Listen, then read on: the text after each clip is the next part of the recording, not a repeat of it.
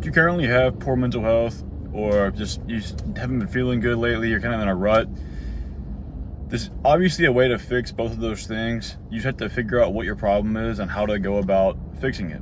Now, the thing is, in today's world, everybody's so distracted that you don't even know what your problem is. You might have very poor mental health, or you might just have very bad self-esteem, but you have so many distractions around you that you genuinely don't know what your problem is, and you don't know what to fix. You don't even know how to attempt to fix it because you don't know what it is. Think about, let's say you do have a low self-worth, and you distract yourself by playing video games all day or scrolling social media. Social media, for example, will just make the problem worse because you'll be seeing everybody who you deem to be living a better life than you, and you'll be comparing yourself to them, and it just makes your self-image worse, basically.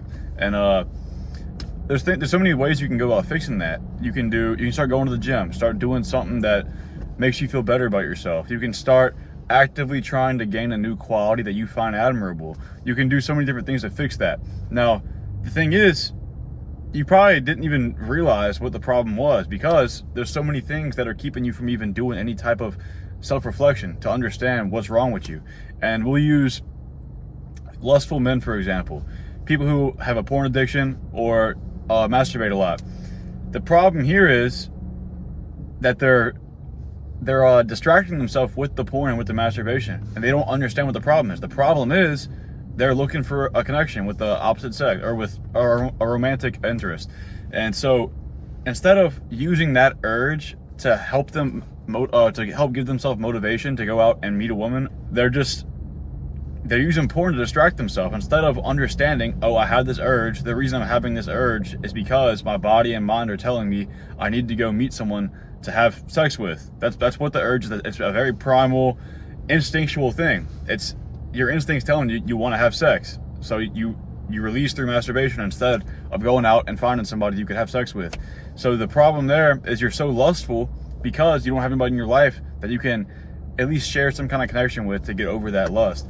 It's kind of just filling the void, and it goes towards everything. You can relate it to any negative in your life.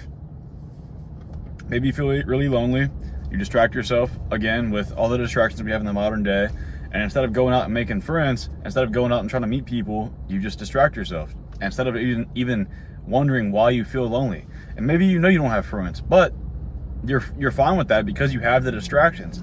So getting over these distractions and lessening them, I mean, sure, I'm not gonna say to completely quit with whatever the distraction that you prefer is, because that'd be hard and difficult, obviously, but I mean, it'd probably be worth it to quit.